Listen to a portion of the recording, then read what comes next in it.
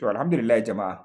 Manya-manyan har-haren da jamhuriyar musulunci ta kai, na tabbatar da masoya su yi ta jiran update. Akwai update kala daban-daban. To abin ne da yawa. Wai Hausa suka ce idan ana sallah ba a magana shiru ake yi. Idan ana sallah ba a magana shiru ake yi.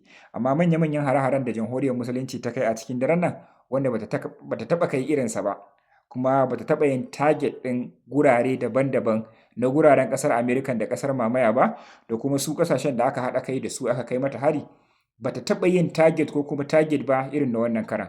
Kuma bata taɓa yin assassinating ɗin sojojin manya-manya daga ƙasar mamaya ba. Manya-manya ko sojoji ko kuma waɗansu dai masu tsaro a ƙasar mamaya ba irin yau. Yau assassinating ɗin da ta yi ba a magana. Sannan kuma ba ma wannan na kawo muku ba, daman already su wannan ƙasashen sun ta saba kai musu hari. Yau dai harin jamhuriyar musulunci a cikin harin yau hari na 22 da ta kai a ƙasashe ƙwaya 9, to a ciki har Afirka ma ta samu rabanta. Idan na ce Afirka ta samu rabanta har da Libya. Zan so in yi bayani akan Libya ne kawai da kuma sauran ƙasashe daban da kuma ƙasar mamaya. A sauran har-haren da ta kai a ƙasashe ta yi ɓanna sosai kuma ta lalata abubuwa sosai kuma ta ba duniya mamaki sosai wanda har yanzu hare-hare suna nan suna sauka, amma hare-haren da ya fi jijjiga duniya ya fi tsoratar da mutane shine harin babban birnin a ƙasar mamaya wato babban birnin Tel Aviv da kuma Haifa. Hari na biyu kuma shine wanda ta kai ƙasar Libya. Yau ma dai Libya ta shiga layi.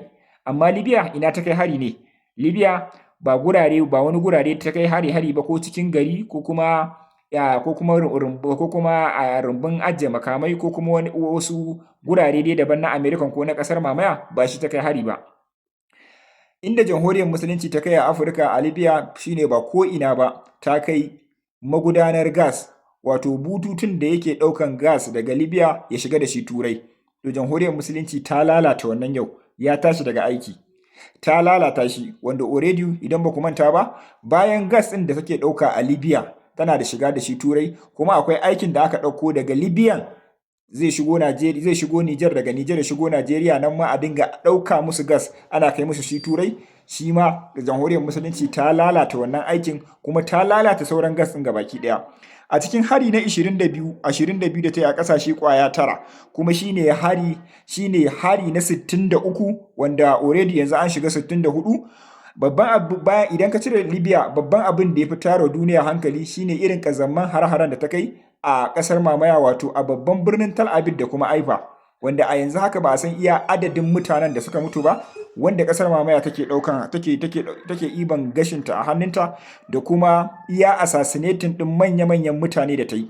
Ta yi assassinating ɗin manya-manyan mutane na ƙasar mamaya wato sojoji ne, ma'aikata ne, wanda ana tunanin cewa wanda suka naɗa wanda zai gaji Benjamin Netanyahu wato firaministan ƙasar mamaya wanda jamhuriyar musulunci ta kashe, wanda zai gaje shi ma ana tunanin cewa cikin daren nan ta kai shi lahira, wanda zai gaje shi ma kenan.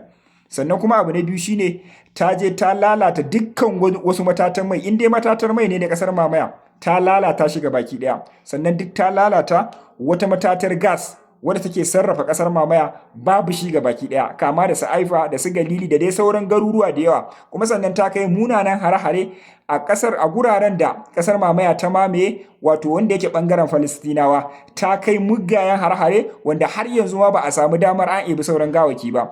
Iya abin da zamu iya kawo muku cikin daren nan, saboda abubuwan ne da yawa. Wai an ce in ana sallah ba a magana sai dai a yi shiru, amma dai yau kan gaskiya kai yayi zafi.